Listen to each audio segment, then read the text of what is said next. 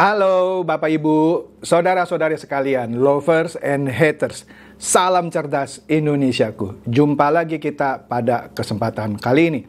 Bagi Anda yang belum subscribe channel saya, silakan subscribe channel saya. Tekan loncengnya agar Anda dapat notifikasi setiap kali saya mengupload video-video saya. Oke, pada kesempatan kali ini saya akan membahas sebuah masih baru sih beritanya ya, tapi baru sempat saya review sekarang ini ya. Apa itu? Yaitu mengenai Yusuf Mansur yang digugat lah, sebut saja demikian ya, tapi ini masih dalam proses somasi gitu ya, oleh karyawan PT-nya, salah satunya yang sudah tak digaji 20 bulan. Wih, hebat ya. Kita lihat dulu lah nih beritanya ya. Kita lihat beritanya. Ini beritanya di suara.com beberapa hari yang lalu. Di sini dikatakan bahwa seorang karyawan Ustadz Yusuf Mansur dikatakan belum gajian. Bahkan ia belum gajian sampai 20 bulan. Hampir 2 tahun. 1 tahun lebih, hampir 2 tahun. Nah, karyawannya ini ya bekerja di salah satu perusahaannya yaitu Paytrain ya, yang bermasalah lah. Ya, kalau Anda search di Google Paytrain dari Yusuf Mansur ini memang bermasalah. Tapi sebelum itu kita kenali dulu ini apa itu Paytrain miliknya Yusuf Mansur ini yang ramai digugat orang. Ya. Ini beritanya sejak dari awal tahun. Sebenarnya sebelumnya juga sudah digugat. Sebelum tahun 2022, di tahun 2020 bahkan, ya. Tepatnya kapan saya lupa, ya. Nah, ini mencuat lagi, ya. Nah, kita lihat nih, apa sih itu Paytrain ya, bisnisnya Yusuf Mansur yang ramai digugat orang. Nah, di sini ternyata rasanya hampir rata-rata Anda tahu lah ya, Yusuf Mansur itu berulang kali menghadapi gugatan sejumlah pihak. Banyaklah kasusnya. Saya nggak usah sebut satu persatu lah ya. Siapapun tahu lah, bisa search di Google. Ya. Salah satu yang digugat yaitu bisnisnya, yaitu Paytrain. Ya. Dia terbaru ini digugat sebesar 98,7 triliun. Ih, hebat loh. 98,7 triliun. Bukan miliar nih ya, triliun. Kalau beli kerupuk bisa dapat berapa kaleng nih? 98,7 triliun. Ya. Di Pengadilan Negeri Jakarta Selatan atas tuduhan ingkar janji atau wan prestasi terhadap Jaini Mustafa. Ya. Sebelum itu Yusuf Mansur juga pernah digugat oleh 12 orang atas tuduhan yang sama, yaitu wan prestasi. Ternyata banyak juga nih gugatannya. Kuasa hukum Yusuf Mansur bernama Dedi DJ mengatakan Yusuf tak pernah melakukan atau beriktikad untuk melakukan penipuan, katanya. Namun perusahaan Paytrain yang didirikan oleh Yusuf kini justru disudutkan. Nah, kemudian di dalam bisnis Paytrain itu investor diminta menyetor uang 10-12 juta sebagai dana awal. Namun, katanya uang itu akan dikembalikan dalam kurun waktu 10 tahun kemudian. Ya nggak tahu sih ya. Kalau saya sih ditawari bisnis yang terlalu hebat begitu ya, seperti robot trading setiap bulan bisa 15-20%, pasti saya tolak.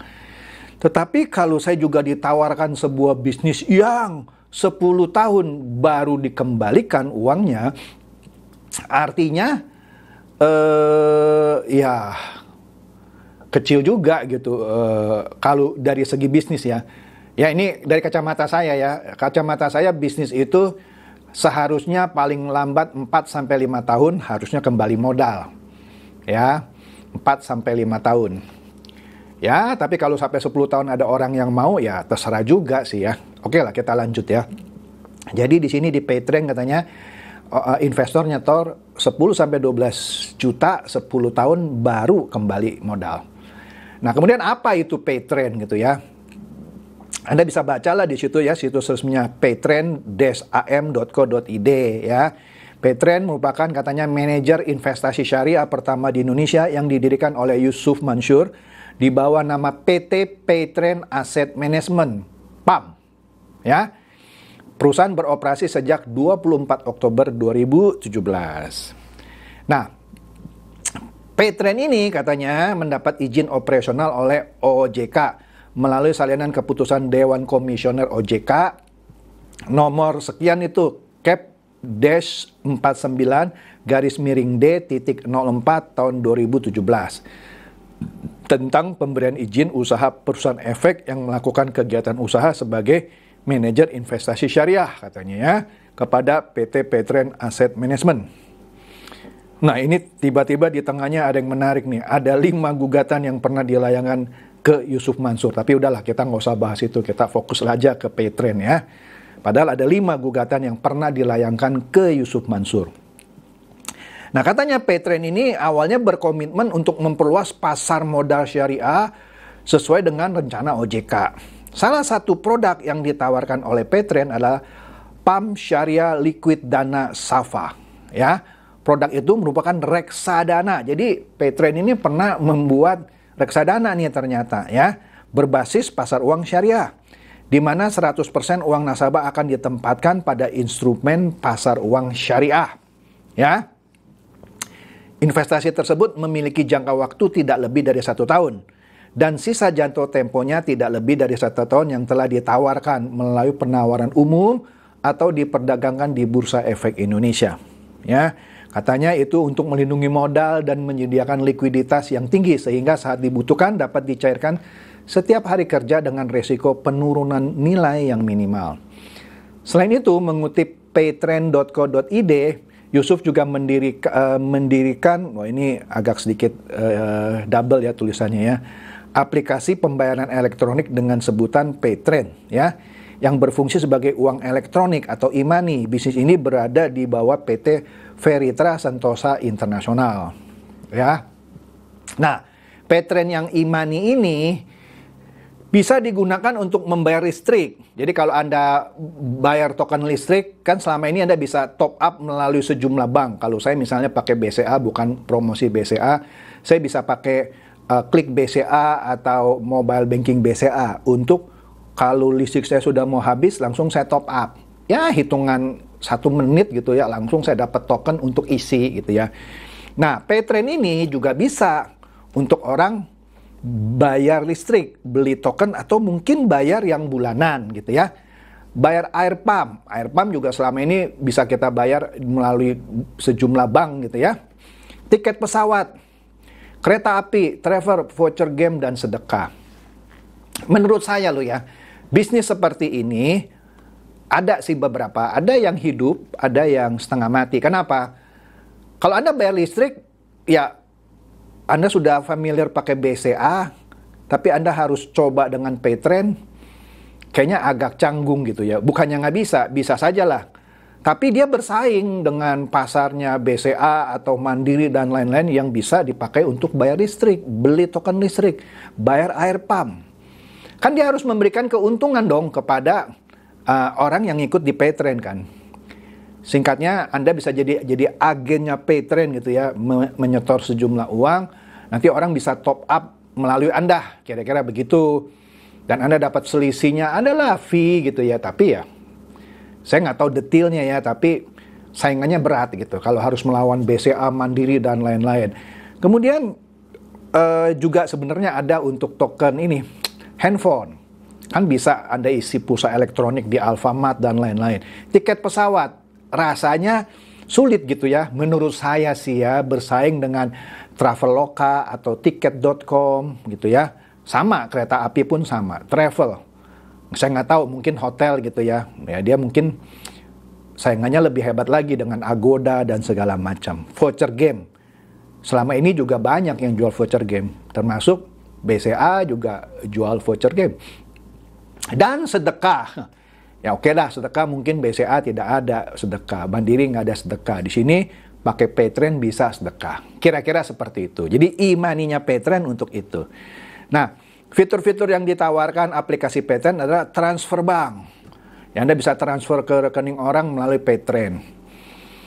Ya bisa aja sih seperti Anda pakai apa ya, Dana atau OVO Anda transfer ke bank lain gitu ya. Tapi kan saingannya jadi berat dia, ya kan? Ada lagi fitur belanjaku, cashback kemudian sedekah, Pattern Academy, Pattern Konten dan seterusnya, produk emas juga ada. Tapi sepertinya karena saingannya berat, ini saya positive thinking aja ya. Jadi tidak berkembang.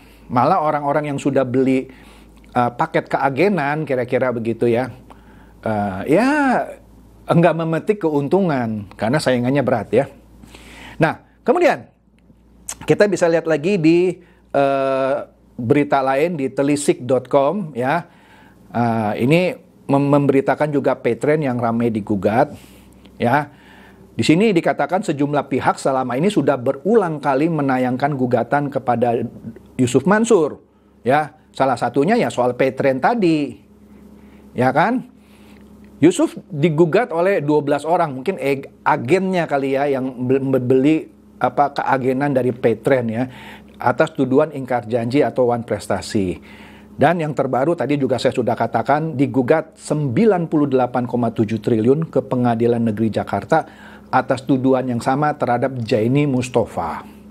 Nah ini samalah, kuasa hukumnya bilang bahwa Yusuf itu tidak beritikat melakukan penipuan ya. Samalah kira-kira beritanya ya, setor awal 10-12 juta ya kan. Nah, kira-kira begitu. Ya, walaupun di sini sebutnya sudah dapat izin gitu ya, tapi banyak yang tanya sama saya, "Pak, kalau ada usaha yang sudah dapat izin dari OJK atau misalkan broker yang dapat izin dari Bapepti, kemudian kita masuk di situ merugi, apa tanggung jawabnya OJK dan Bapepti misalnya?" Saya jawab, ya Anda nggak bisa salahin OJK atau Bapepti, walaupun sebenarnya pengawasan itu ada di tangan mereka. Sehebat-hebatnya OJK atau Bapepti mengawasi bank, kalau suatu saat manajemennya salah langkah, ya, dalam waktu singkat akhirnya bisa merugikan orang, ya kita tidak bisa mempersalahkan OJK atau Bapepti, gitu ya. Jadi mendapatkan izin baik itu dari OJK atau Bapepti tidak menjamin ya investasi yang Anda lakukan di satu institusi pasti 100% aman. Tetapi kalau Anda simpan uang misalnya memang dijamin oleh LPS, Lembaga Penjamin Simpanan, dengan syarat hanya 2 miliar di satu bank. Itu pun dimaksimumkan 2 miliar. Kalau Anda punya tabungan 3 miliar saja, kalau banknya kolaps Anda cuma dapat ganti 2 miliar. Maka ada yang mensiasati kalau dia punya uang lebih dari 2 miliar misalnya ya, dia buka beberapa akun bank. Satu misalnya di bank A, satu lagi di bank B. Kira-kira begitu ya. Jadi jangan nanya lagi, "Pak, kalau sudah dijamin aman?" Ya, enggak. Tergantung manajemen dari perusahaan yang dapat izin tadi ya. Jadi Anda nggak bisa menyalahkan OJK atau Bapepti atau apapun lembaga yang memberikan perizinan. Atau dengan kata lain, yang sudah dapat izin saja masih bisa beresiko, apalagi yang sama sekali nggak dapat izin. Udah itu aja poinnya ya. Kemudian di sini dikatakan Pattern berkomitmen awalnya untuk memperluas pasar modal syariah Indonesia sesuai dengan rencana OJK. Ya, di situ Anda lihatlah dia pernah menawarkan reksadana ya berbasiskan pasar uang syariah. Ya. Samalah seperti yang tadi sudah saya terangkan. Nah, di sini akhirnya seperti yang kita sudah tahu, Pattern itu kan bermasalah. Ya, akhirnya dia dibekukan oleh BI. Ya, mulai dari perputaran uangnya sampai konsep syariahnya. Saya nggak mau bahas detail lah ya kenapa dia sampai harus dibekukan oleh BI. Ya, akhirnya dia dibekukan. Ya. Nah, di sini dikatakan ini berita sebenarnya sudah lama ya, dari Oktober 2017. Jadi dengan kata lain, belum sampai 1 tahun, hanya beberapa bulan sejak dia beroperasi. Dengan kata lain, belum 1 tahun langsung dia dibekukan. Ya, di sini kita baca, ini berita tahun 2017. Layanan isi ulang uang elektronik tadi, buat token listrik, pulsa, ya sedekah dan lain-lain, dihentikan sementara oleh Bank Indonesia. Ya. Nah, ternyata Bank Indonesia juga pernah menghentikan 3 e-commerce besar, yaitu Tokopedia, Shopee, dan Bukalapak. Tetapi sekarang Tokopedia, Shopee, dan Bukalapak sudah bisa beroperasi lagi sudah sejak lama. Karena dia bisa membuktikan fondasi keuangan perusahaan dan lain-lain yang memadai. Sehingga nggak pakai lama dia bisa nyala lagi. Tidak seperti Paytrend yang jadi merana gitu ya. Oke. Nah di sini tadi juga saya sudah terangkan kan ya, bisa buat bayar tagihan handphone, listrik, beli pulsa dan lain-lain gitu ya. Bayar air ya, segala macam dah bisa gitu ya. Nah, kemudian Yusuf Mansur menegaskan bahwa bisnis Paytrend sebenarnya bukanlah bisnis penipuan. Oke lah kita bilang demikian gitu ya. Tetapi dugaan saya, kita positive thinking aja ya. Mungkin salah manajemen. Tidak diperhitungkan saingannya yang memang sudah besar-besar gitu ya. Di sini dikatakan Paytrend membantu membuka peluang usaha bagi masyarakat Indonesia dan dunia. Dunia nih.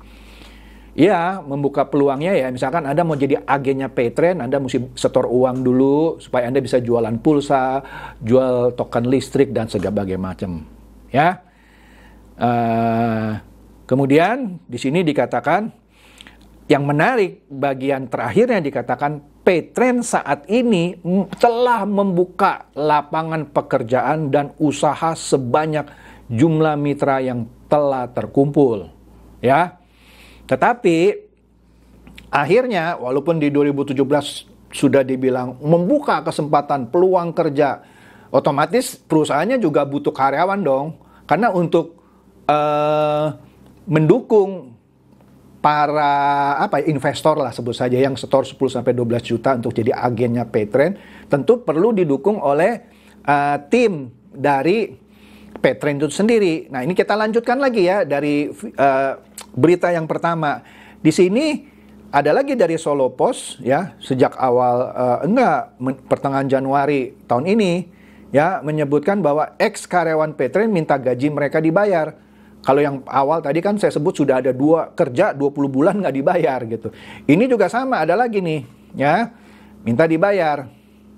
Nah di sini menariknya Yusuf Mansur menyatakan sedang memproses penawaran saham umum perdana initial public offering 7 perusahaannya termasuk PT Ventura Sentosa International atau Paytrend. Begini saya kasih tahu ya.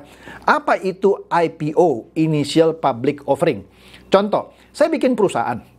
Perusahaan saya untungnya bagus gitu ya. Berdiri dari tahun 2017, di tahun 2019 saja dalam waktu 2 tahun perkembangannya itu luar biasa. Saya bisa jual sebagian dari saham saya tawarkan melalui initial public offering. Apa keuntungan saya? Sederhana saja lah ya. Kalau dulu saya cemplungin modal, misalnya saya pegang 70%, saya taruh 7 miliar misalnya. Ada lagi orang yang taruh 30%, tadi saya bilang saya cemplungin 70 miliar dah sebut aja ya, yang 30%-nya lagi orang cemplungin 30 miliar. Ketika saya IPO, saya jual separuh dari 70% saya.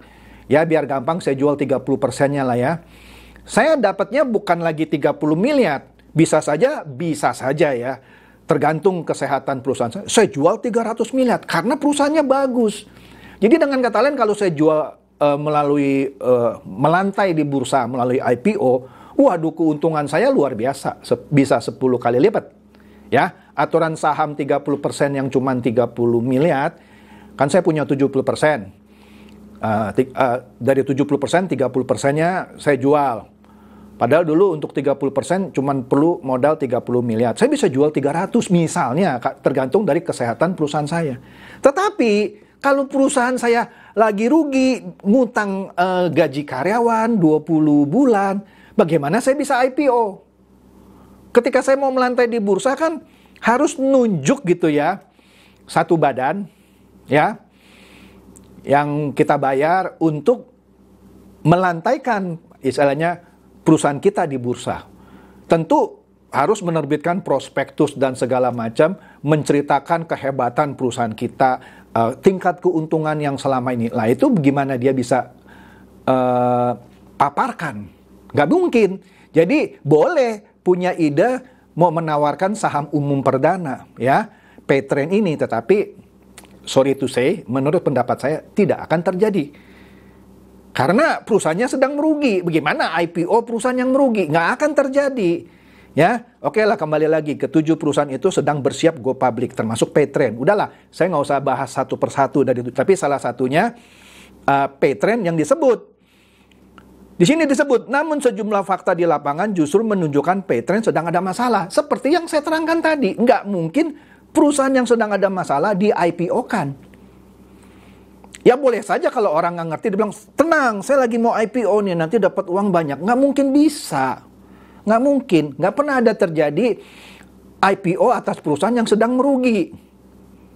Nah, apalagi nih meruginya tidak bisa bayar karyawan 20 bulan. Nggak mungkin jadi IPO. Ya. Nah, menariknya nih sejumlah karyawannya dia di Paytrend ini menunggu kepastian nasib gitu ya. Setelah mereka dirumahkan tanpa mendapat gaji dan segala macam lah ya. Nah, di situ dalam satu wawancara wartawan Thayiba.com ya, orang yang bernama Sudarso Arif, apa itu? Bakuama ya. Wah, Sudarso Arif Bakuama dengan sejumlah karyawan perusahaan dengan produk Paytrend itu ya, dia wawancara ya. Ada banyak teman yang dirumahkan, bahkan ada grup WA yang membahas itu. Sekarang saya sedang dirumahkan, saya pasti ikut nuntut. Gaji saya belum dibayar katanya. Ujar salah satu karyawan yang namanya Ishaf ya, Ishaf ya. Nah, artinya ini adalah hal yang mustahil gitu menurut saya. Kalau perusahaan sedang bermasalah bisa di IPO-kan. Jadi sebenarnya dengan kata lain, mohon maaf, ini tidak layak untuk di IPO-kan. Oke? Nah, sini dikatakan Ishaf ini sudah bekerja sejak tahun 2013 ya. Sebelum perusahaan itu menjadi milik Yusuf Mansur. Oke lah. Nah, ini menarik nih. Jadi usaha itu, PT itu sebelumnya itu, sebelum ada Paytrend ini, disedekahkan oleh pemiliknya yang namanya Febrian Agung. Baru tahu saya. Pada tahun 2015. Menarik juga ini. Oke. Nah, di sini dikatakan menariknya lagi, meskipun Yusuf Mansur menyebut Paytrend sedang dalam proses IPO, ia mengakui bahwa keuangan perusahaannya memburuk. Menurutnya saat ini aset perusahaan berkurang sangat banyak. Pengguna Paytrend tidak bertambah terus karena produk e-money banyak pesaing. Betul kan? Seperti yang saya sebutkan. Perusahaannya tidak berkembang, karyawan tidak bisa dibayar, ya, kondisi keuangannya memburuk, bagaimana bisa IPO gitu. Jadi menurut saya agak impossible gitu ya, bisa membayar gaji karyawan yang ditunggak sampai yang tadi awal sampai 20 bulan, mengharapkan IPO nggak mungkin bisa gitu. Nah, saya nggak tahu ya. Yang pasti, udahlah. Kita ngomong realitas saja ya. IPO ini atas Paytrend tidak akan mungkin terjadi. Nah, kalau IPO atas Paytrend tidak mungkin terjadi, bagaimana bayar gaji karyawan? Ya kan? Saya nggak tahu. Ya, saya nggak tahu. Maka dari itu, dia menuntut supaya Yusuf Mansur ini memenuhi kewajibannya. Ya, dia bilang, ya pasti saya tuntut. Sudah ada pengaduan ke Disnaker, Dinas Tenaga Kerja ya. Sudah bipartit juga ya, tapi ya gitu-gitu aja gitu ya, nggak ada perkembangannya ya. Kemudian di sini dikatakan mantan rekan bisnis Yusuf yaitu Febrian Agung mendoakan, nih Febrian Agung yang dulu mensedekahkan perusahaan ini ke Yusuf Mansur. Kan kalau Yusuf Mansur bilang kalau Anda sedekah nanti rezeki Anda berlimpah gitu ya. Ya saya nggak tahu ya apakah Febrian sekarang rezekinya melimpah karena dia sedekahkan perusahaannya ini ke Yusuf Mansur gitu ya. Tapi dia mendoakan supaya Yusuf Mansur ini keluar dari masalah yang membelitnya itu. Ia prihatin dengan kondisi di Paytrend karena sebagian besar karyawan di Paytrend adalah orang yang dulu ia rekrut. Bekas karyawan dia. Ya kan? Sementara itu Yusuf Mansur meminta para karyawan untuk bersabar. Iya, asik, bersabar. Ya mudah-mudahan koinnya siapa namanya? Kok saya lupa ya? Wirda ya. Wirda apa Mirda? Wirda ya. Wirda Mansur, Ikoin meledak mudah-mudahan. Kalau meledak kan bisa buat bayar gaji. Mudah-mudahan. Nggak tahu lah ya. Mungkin juga nggak ada hubungannya sama Ikoinnya Wirda. Ya. Jadi Ustadz bilang nih, Ustadz Yusuf Mansur, sabar ya. Nanti kita tunggu IPO ya. Kita tunggu IPO. Jadi dia sampaikan di depan puluhan leader Petren yang datang ke tempatnya nih, Institut Darul Quran di Tangerang. Ya. Aduh, rame nih jadinya ya. Saya masih bertahan dengan narasi-narasi besar. Karena seperti yang saya ajarkan, sekali kita jauhin omongan, jangan dipatahin. Nggak ngerti saya maksudnya apa. Apapun kejadiannya, seperti apapun peristiwa dan kesulitannya. Jadi istilahnya positive thinking aja ya. Jauhi omongan-omongan yang jelek gitu lah. Mungkin maksudnya. Ya, jadi saya prihatin juga gitu ya. Jadi ini kalau menurut saya ada kesalahan manajemen lah ya, perencanaan perusahaan yang tidak tepat. Asumsilah memang tidak ada penipuan di balik itu, tetapi kan investor yang waktu awal menaruh uang di Petren dengan janji akan dikembalikan uangnya, walaupun itu 10 tahun, kalau saya tadi baca beritanya, ya tentu menagih dong. Tentu menagih. Nah, sekarang diminta untuk sabar. Ya, siapa tahu IPO-nya berhasil. Tetapi mohon maaf, dari praktek-praktek bisnis yang pernah saya lalui, tidak pernah ada IPO atas perusahaan yang sedang memburuk. IPO itu hanya akan berhasil atas perusahaan yang sedang moncer. Bisa dijual misalnya 10 kali lipat harganya. Kira-kira seperti demikian. Oke, itu saja bahasan saya mengenai sedang bermasalahnya Yusuf Mansur dan mau digugat oleh para karyawannya yang belum dia bayar gajinya. Semoga ini mencerdaskan Anda dan mencerahkan Anda semua. Silakan share video saya ini kepada teman-teman, sahabat, atau kerabat supaya mereka tambah cerdas dan tercerahkan. Seperti biasa, terima kasih.